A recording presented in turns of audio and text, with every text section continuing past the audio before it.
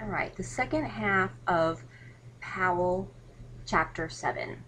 Starting out with some of the explanations, the theories that have been brought forth and developed regarding why sexual harassment takes place. Now, understand these are theories. I'm not saying that they're true. We're simply saying these are the theories that have been developed to possibly explain the existence of sexual harassment. You will have to look through them yourself and decide which ones you believe and why, or you disbelieve and why. So the first one is the evolutionary model, which states that sexual harassment represents a type of behavior, sexuality in general, to be accepted, rather than a problem to be solved. Essentially, individuals with strong sex drives are sexually aggressive due to biology. Therefore, it is not particularly surprising or concerning. It's natural. So basically, what this is saying is that you shouldn't even worry about it. And also I wanted you guys to know that when these models were developed, they were specifically discussing males harassing females because, back in the day, that's all we talked about, even though now things have changed and there's some other things going on. So the evolutionary model is basically stating that, look, there's nothing you can do about it. It's perfectly natural. Stop worrying about it. It's not a problem. It's reality. It exists, and you should just get over it because it's natural. Now remember, I said I didn't necessarily believe all these. I'm just going to talk to you about the theories that are developed and brought forth in our textbook. The next one is the socio-cultural model. Now this particular idea, this theory is that sexual harassment is actually about power and dominance. Okay, so according to this view, people with the least amount of power are the most likely to be harassed. Therefore, in a patriarchal society, which is what we still have, men are expected to be dominant and women are expected to be compliant. Therefore, sexual harassment of women by men could be viewed as an actual right. This particular model is very interesting. Remember, we talked before about being a victim of sexual harassment and how to not be a victim. What can you do? And part of what we talked about was do not appear weak. That the average harasser actually looks for someone that is weak, someone who's not going to be capable of fighting back. This has been proven many times over in studies. So this model is interesting because it addresses that, okay, and it talks about power inequity and the fact that people with the least amount of power are the ones most likely to be harassed.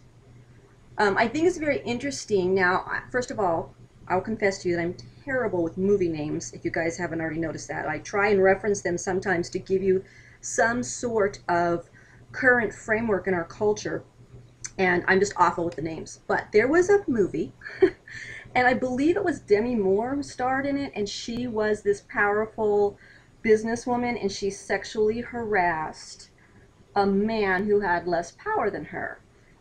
It was very interesting because we always see, depicted men harassing women. So I thought it was interesting to see that reversal, and they did show a woman harassing a man. However, it was definitely there with a power inequity. Had it been the other way around and the man had more power than the woman and the woman was going after him, it probably wouldn't even be considered sexual harassment. He would have said no, go away, and that would have been the end of it. Whereas when the power inequity is involved and the person harassing has more power, the person with less power doesn't have that power to say just stop. Does that make sense? So this particular model is very interesting because if you've ever studied theories about sexual assault and rape, you will know that they say that it's not motivated by sex per se, but more about power and dominance. The next possible theory to explain harassment is the organizational model. The fact that organizational characteristics could indeed set the stage for sexual harassment. The traditional top-down hierarchy, now you remember, that's what we talked about when it's like a pyramid, the person, the teeny tiny top, has the most power, and the The vast majority of the people are actually the weakest people down at the bottom. Think about the way a pyramid is designed.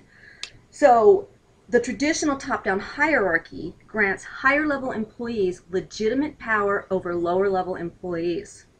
A higher power differential means greater levels of sexual harassment. So what this is saying is the way you design your organization could actually increase or decrease your chances of sexual harassment. Now, obviously, there's a lot more that goes into it, but if you design, okay, the web-centered, right, the one we looked at where it was more transformational rather than transactional management, that we're all in this together, that we're dependent upon each other for success, that even though one person might technically have more power than another, they're still dependent on everybody else in that organization for their success. Therefore, the theory is that a transformational style of organization, more of the leading from the center, the web of inclusion, whichever one of those you want to call it, is less likely to have the sexual harassment characteristics than a top-down, traditional top-down hierarchy. Does that make sense to you? Do you understand what I'm saying? That the top-down hierarchy creates more of an obvious power inequity and the ability to abuse. Not that, you know, the ability to abuse your power is always there, but it's more prevalent and more likely in a top-down hierarchy than in the managing from the center, the web of inclusion. The gender spillover model says that the effects of gender role expectations, and the magic word there is expectations, are emphasized. Remember that we expect people to behave within certain roles, don't we? I mean, we've talked about this before, about getting prototypes in your head, and when someone steps out of the role that you have decided that they should play and what happens. So gender role expectations. So when we look at groups that are skewed, and do you remember that a skewed group means that the vast majority of the group is made up by one sex, okay? And then the minority is going to have this problem, a greater issue with sexual harassment, because the differences are so emphasized. You know, again, that's something we talked about before. Do you remember that in skewed groups where that little group of people doesn't fit in? And we've talked about the way people can influence each other in a large group, and maybe they would do things they wouldn't do if they were not part of such a great majority. So gender role spillover model in a skewed group says that what could happen is the gender that's the greatest majority then heightens the differences between the two, even if they're not real. Remember this, you can do this in your head, and you start to notice all those differences, and then we have, you know, an atmosphere that is just ripe for sexual harassment. And then the individual differences model says, listen, even when working under the exact same condition, people behave differently. It depends on each individual how they're going to act, and you might have a top-down hierarchy with super tremendous power inequities involved, and it might be skewed so there's more men than women, and yet each person makes the decision on how they behave. Therefore, it's the individual differences that decide whether or not sexual harassment takes place. So what do you think of them all? Go over them all, and then, you know what I'm going to tell you to do. First of all, obviously you need to read your book and do a little research. But then, think about it. Which one do you think holds the greatest amount of truth in your life experience and in your experience in the workplace or school or whatever you have to use as your model? Take a look at it for yourself, and maybe it's a combination of some of these, or maybe sometimes it's one and sometimes it's the other, but I want you to really take a look at each one of these. And I think that everything always needs to pass the real life test, but also always remember that you can't take one unique experience and project that one experience onto everything. So kind of look around the world, you know what I mean? Pay attention to what's going on around you in our government, in our culture and society in general, and start seeing which one of these models you think is the most likely to apply in today's workplace as an explanation for why sexual harassment is still occurring in a culture where this is something that's talked about, we are educated about it, and we do everything we can to prevent it. So why is it still going on? Now, this is a survey that was taken of federal employees.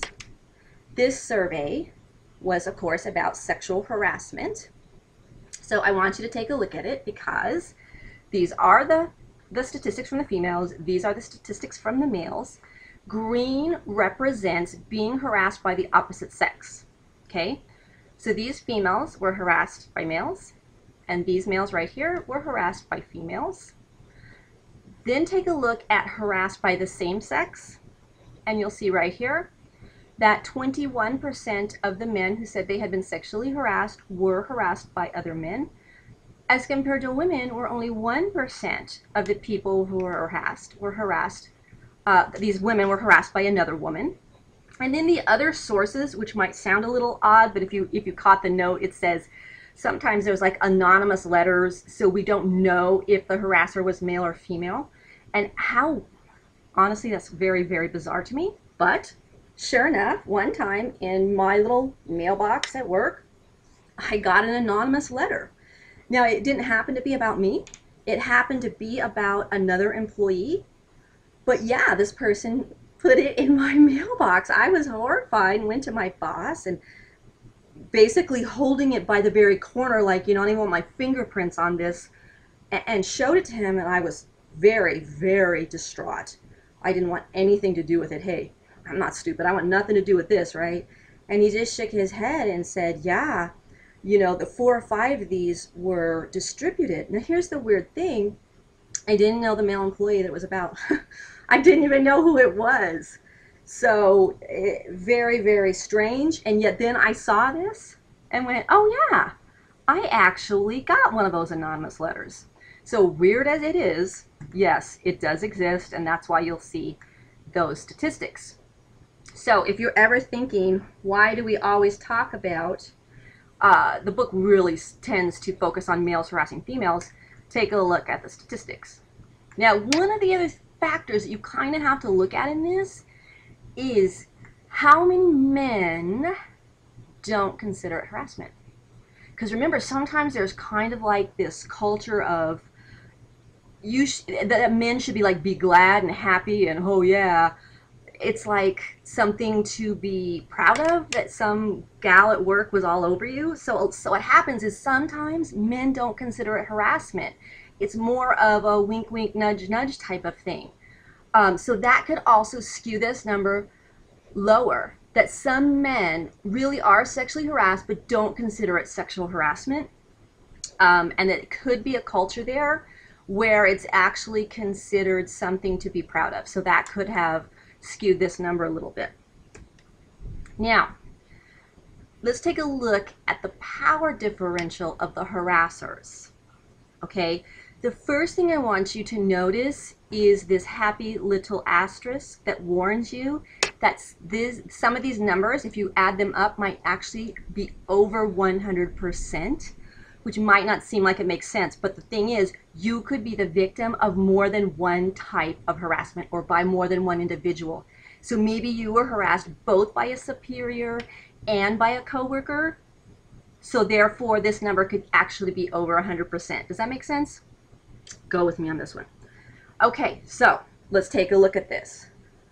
Green represents being harassed by a superior. This kind of gray color by a subordinate.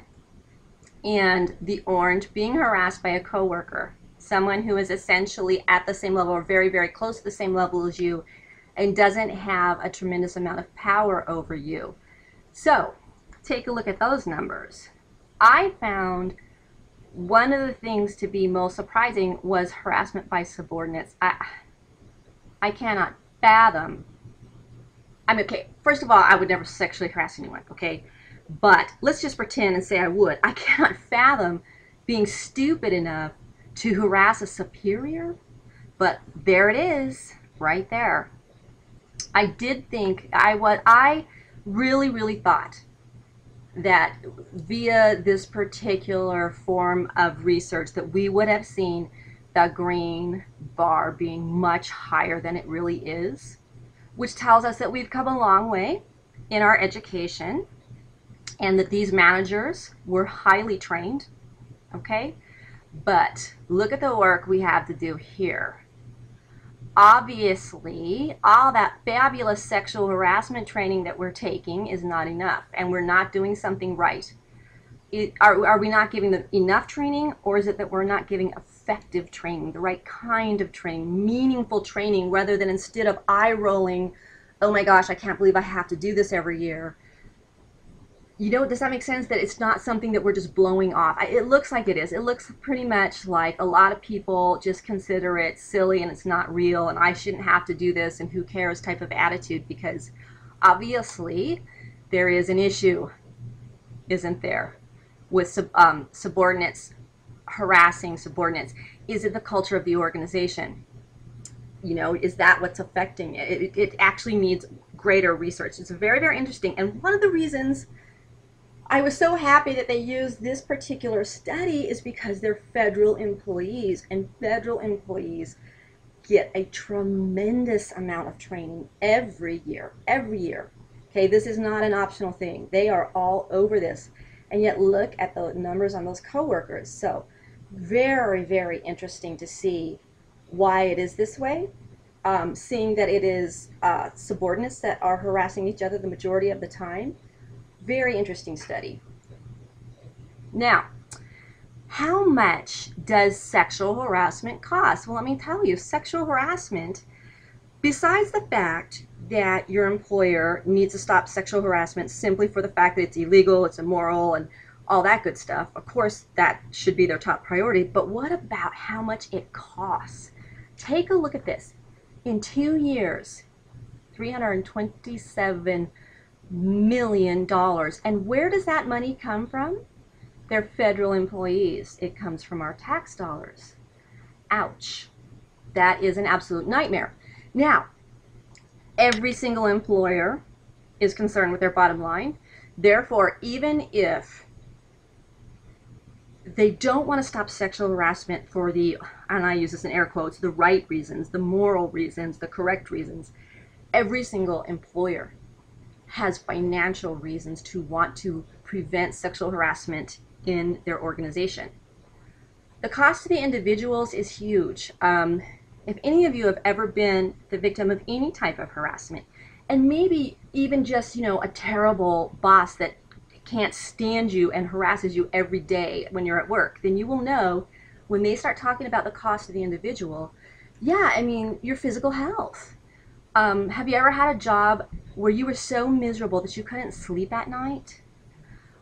Which of course in turn causes fatigue, which of course is going to drop your productivity levels. It really can cause anxiety. You don't want to go to work anymore. You're depressed about the whole situation. It just can wear on a person so much. When it wears on your employee and it affects their physical health, their mental health, it affects their job-related attitudes, particularly their organizational commitment, then it costs the employer money because that person has lost productivity, tremendous amount of productivity. So the employer always has a tremendous interest in trying to prevent sexual harassment.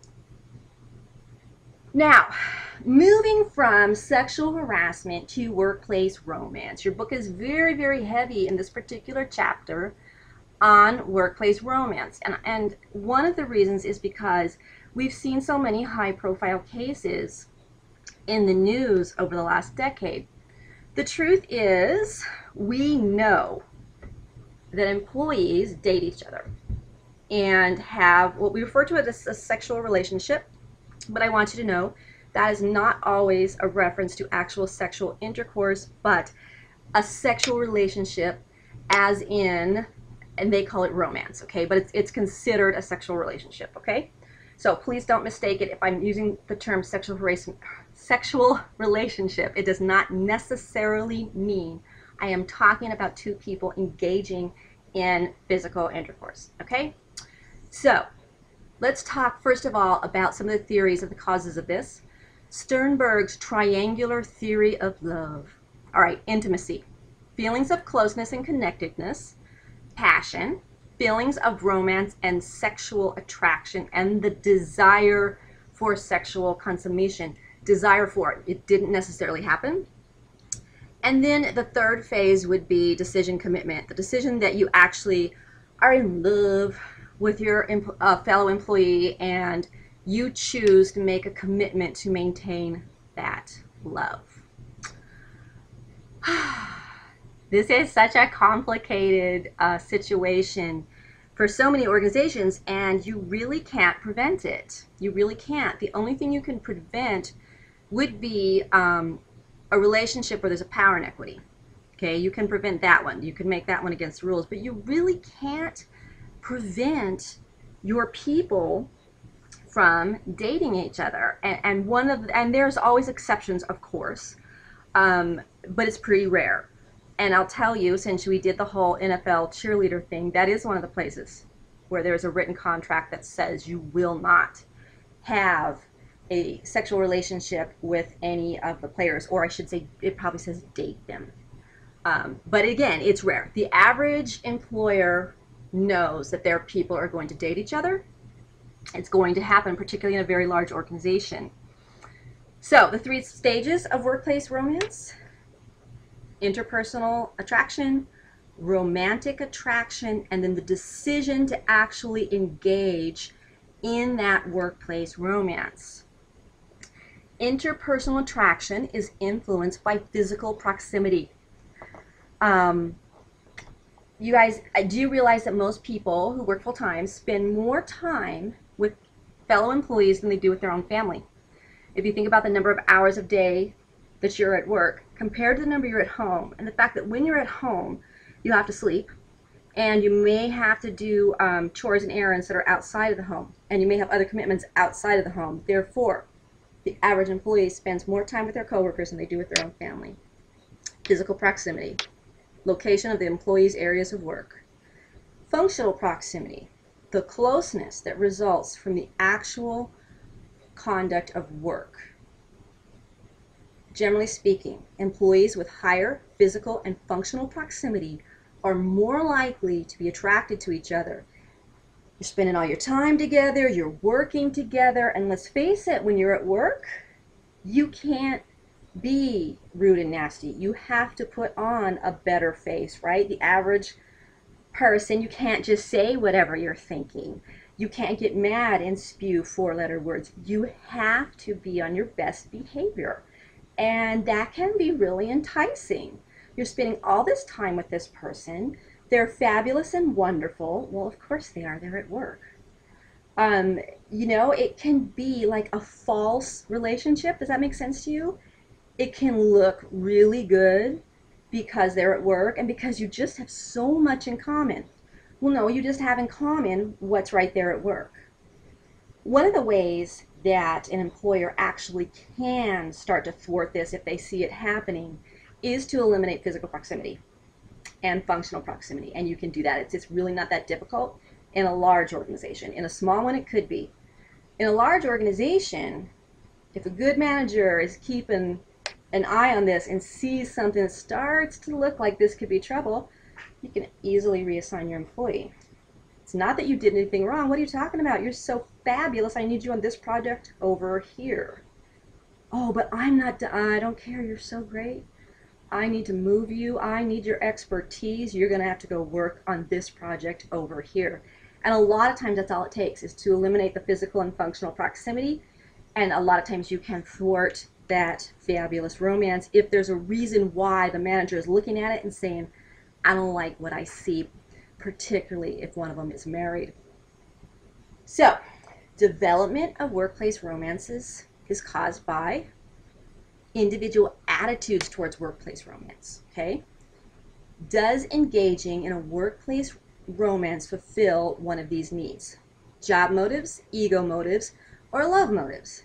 Now, job motive, that's the desire for advancement, job security, or financial reward. That's the person who's going to engage in a relationship for their own personal advancement. Ego motives, the desire for excitement. That one's very, very normal for most people. Adventure or ego satisfaction of, look who I got. I got the person in the organization that everybody thinks is so hot and everyone else wants them and they're with me. So that's an ego satisfier. And then there really is that love motive. Maybe the person really is, they fall in love. They have a desire for intimacy and passion, and then they move on to that decision commitment phase. It is entirely possible that that is true. In fact, it's actually, again, in large organizations, really, really common. And I have to tell you, before I read all the stuff in this book about workplace romance, I don't think I ever realized how many couples I worked with who were married when I worked for a large multi-billion-dollar corporation in a huge manufacturing plant. And I don't think I even realized just how many people there were married until I started looking at all this. And pretty soon I started counting them off. And I think I knew like 10 married couples. Isn't that funny? And I never paid any attention to it because none of them worked in the same organization. They all worked in different organizations. I never once saw a lick of trouble, ever. If they ever had fights and were angry with each other, you might notice a little tension, or the other spouse wasn't as around as much as usual, or didn't come over for lunch or whatever, but never. I never saw a problem. I never saw a negative effect on anyone's work. And I just was thinking about that and thinking it's kind of funny how I had not even noticed it. But yes, there were a ton of married couples there. So let's talk a little bit about some of the things that can influence it, like sex differences and attitudes about workplace romance. Studies show us that men are more likely to be tolerant of sexual relationships in the workplace than women. The nature of the job. What if there are a lot of business trips that these people go on together? What about the organizational culture? Is it acceptable to have a workplace romance? Now, I worked once for a boss, and he was married. And he was married when I got there, but I found out later that the person he was married to used to work for him. She was his assistant. I can't remember if she was a secretary or not, but she was his assistant. So, you know, I'm pretty sure in that particular organization that there was a culture that there was nothing wrong with workplace romance, considering that the top dog there had met and married his wife who had worked for him. Sex ratios in the organization, department, or group, skewed groups. Employees may be more inclined to become romantically involved when the work setting is numerically dominated by one sex, which means we talked before about the attitudes that can occur when there is one sex that is dominant and sexuality differences become heightened. Therefore, the employees may be more inclined to engage in sexual relationships. Now, when we start looking at the dynamics of a workplace romance, two people involved, each has one of three motives: job, ego, or love. We talked about that before, about whether it advances your job, it makes you feel good about yourself, increases your ego, or it's an actual love thing, okay? There are 9 possible combinations of those 3 motives. The 4 most common: fling, it's ego for both partners. True love, it is an actual loving, committed relationship for both partners. There's a job benefit for them both. Mutual users. It's not one person using the other, but they are both using each other to attempt to increase or benefit their career. And then there is the utilitarian relationship, which is ego for one and job benefit for the other. In that case, they are still both using each other. One to say, hey, look at me, look how great I am, look what I can do. And the other one is trying to get something positive for their career out of pursuing that relationship. Key variables in those dynamics: power and dependency. Always. Power, exploitation, It can occur in both hierarchical and lateral romances depending upon how the organization is designed, okay? So we start looking at the dependency. When a worker depends on another in order to perform his or her function effectively, okay? Career dependency, when someone's desire for advancement is dependent on the consent of another. And then personal sexual dependency. One or both becomes dependent upon their partner, and this threatens the normal exchange of task and career dependency. And this is where we see massive, massive problems come in, because they threaten the normal exchange, where it becomes so into this relationship that it actually threatens their ability to do their job. Have you worked with that person? I know I have, and they become so obsessed with the other person that it has a negative influence on their job. And I can remember one person I worked with who was dating a coworker, and they became obsessed with, well, who were they talking to? How long did they spend over at that cube? And what are they doing over in so-and-so's area? And it just became an absolute mess. So, when are couples more likely to be secretive about their workplace romance? First of all, the organizational culture doesn't allow it, just frowns on it, doesn't like that going on. Anytime there's a hierarchical romance, because that is almost always illegal or highly suspect and can cause some serious issues when you have a power inequity. Or how about when one or both partners are married? Yeah, that's going to cause you to hide that little workplace romance. And I always make a joke here, and it's really not funny, but it's one of those things that's not funny, but it is. And again, working for this large, humongous organization, and this guy started driving his motorhome to work every day, and he told his wife that it was because the motorhome wasn't being driven enough. I don't know, maybe you might be a little suspicious when your spouse starts driving the motorhome to work. Needless to say, what was going on at lunchtime? I don't know. Gas is a little expensive. Do you really think you should drive the motorhome instead of the Hyundai? I'm just asking. All right, what happens when the romance is ended? And this is why most organizations really hope that romance isn't going to happen, even though they know it will.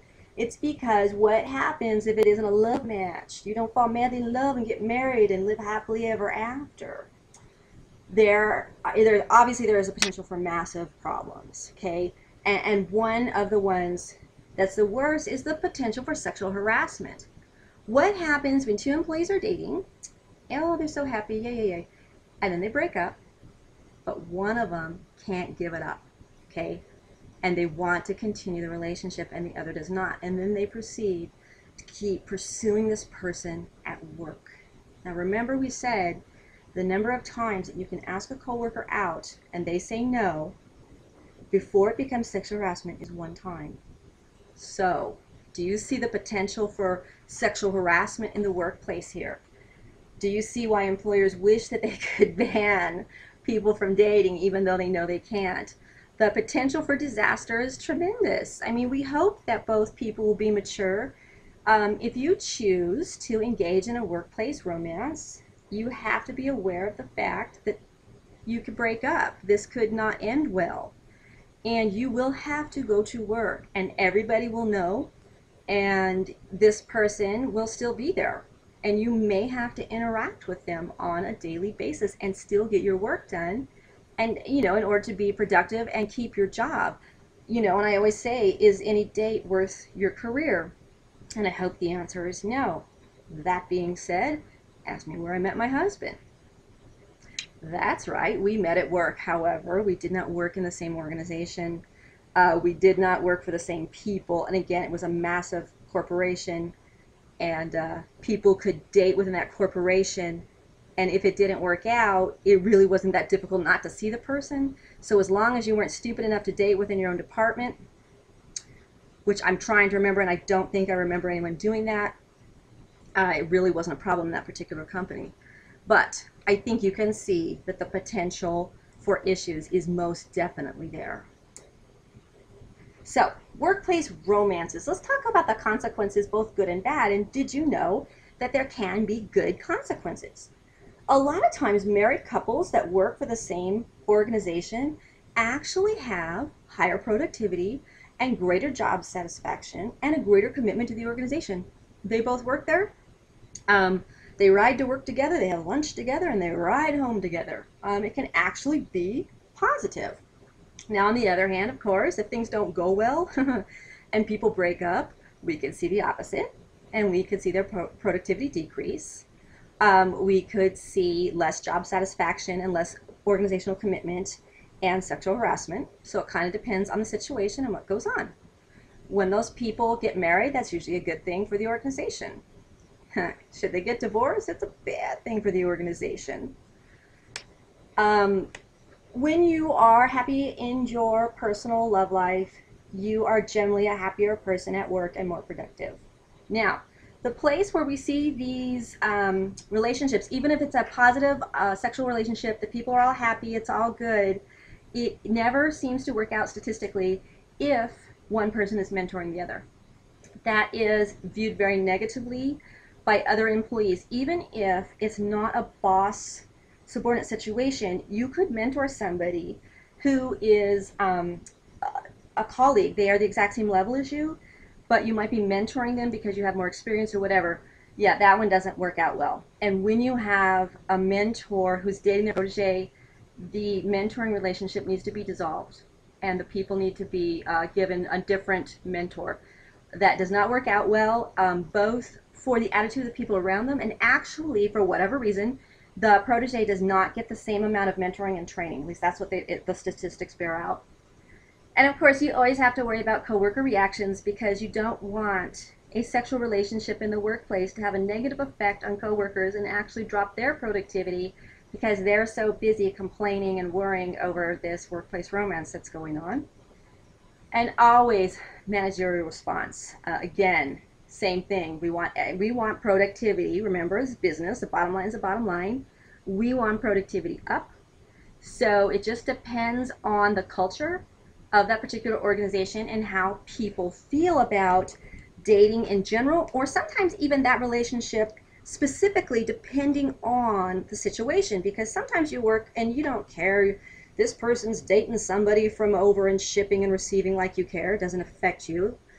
But attitudes can be a little bit different if the relationship gets closer. And it's two of your coworkers dating. That can actually make people very uncomfortable.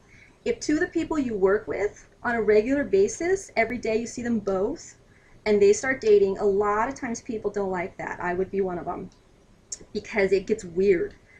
You know what I mean? I mean, they tell each other everything, they get mad at each other, or maybe they get mad at, if one of them gets mad at you, then both of them are mad at you. You know what I mean? It can actually be kind of a bad thing if the people work too closely together.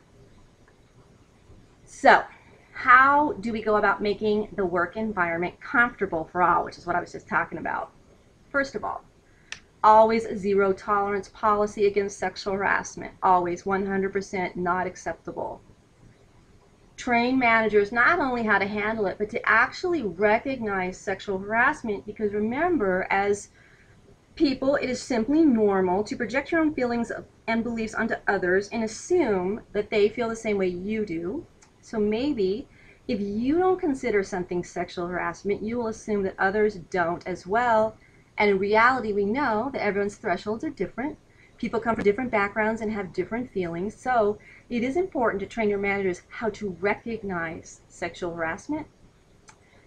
Create a safe environment for employees to bring complaints of sexual harassment and other behaviors. They cannot be afraid. You can't have your people afraid of repercussions of coming forth and telling about what's going on. You have to investigate each and every allegation of sexual harassment, no matter how silly it may look at the outset. First of all, perspective. Just because you think it's silly doesn't necessarily mean the other person does. And sometimes what starts out looking harmless, once you actually delve into it, you might find out it's not at all. And there's a lot more going on than you realize. So it's vital. It's not just vital, it's the law. Every single allegation of sexual harassment has to be investigated, and appropriate action has to be taken.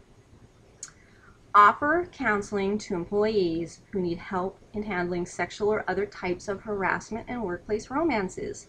You know, we talked about the effects this could have on employees. It can be extremely difficult. And one of the things that most people fail to realize is the average person does not want to come forward and tell. And once they do, okay, they could feel like everyone hates them, and it may not be true at all, but they could have that feeling that, oh my gosh, now I'm going to be seen as the whistleblower and the troublemaker, and it could, again, could really hurt their productivity. Therefore, it behooves the organization to offer counseling, okay, not just with their manager, but somebody outside the organization that they could sit and talk to. And if the corporation is too small for that, to at least be able to refer them to an outside counselor for help. Never ignore sexual harassment directed towards you, even though it is the absolute natural thing to do, and it's what almost all of us do. I've done it. You want to pretend like it didn't happen. You're embarrassed, you're uncomfortable, you're hoping it'll just go away. It won't go away most times unless you confront it. Tell them immediately that's not acceptable and you need to stop it and not do it again. Notice I didn't use the word please in there. Or you're going to have to actually go file the complaint. You have your choice. Depending on the severity, if it's not extremely severe, confronting politely but firmly will usually help to take care of it. But if it doesn't, file the complaint. Don't wait until it gets horrible. File the complaint. Take organizational action when workplace romance affects the conduct of work. Okay, but ignore it otherwise. Don't you love that? It really does put the people who run the corporation in a tight spot. Like I said, they all wish they could prevent it from happening, but it's human nature. You can't. You're together too many hours a day. Your employees are just together too much for this not to happen at some point, okay? So, if it affects the quality of work, their conduct at work, and what could that be? That could be too busy on the phone talking to the person, too busy going over to their desk and talking to them. It could be they get a little smoochy or handy in the workplace, you know what I mean? That's when you're gonna have to go and talk to them about it. But otherwise, if it doesn't affect any aspect of their work, it has to be ignored. The trick comes in when one of those people is married. Did they sign a morals clause when they went to work for the organization that said that they can't do that? The answer is probably 99% of the time, no, they didn't. Therefore, do you have any right as a manager or a leader to say anything to them? As long as it doesn't affect their work. Good question, At what point is it okay? And I think that that's the one that gets everybody morally. It's when you see people who are not married to each other engaging in a romance, that one really causes trouble. But if it doesn't affect their conduct at work, it doesn't affect any aspect of their work, and they did not sign a morals clause, you would have to actually talk to your legal people within the corporation before you could say anything, or else you could be hit for harassing them. And not sexually harassing, but just harassing them and not treating them fairly. Weigh the potential costs of a workplace romance against the potential benefits. What did I say earlier? Is that date worth your job? Is that worth your job? And that is always something to think about, says the woman who met her husband at work. So obviously sometimes, many times, the answer for people is, yeah, it's worth the risk. The thing is are you going to date somebody right directly that works right with you in your same organization? Because, boy, the potential for problems with that is huge.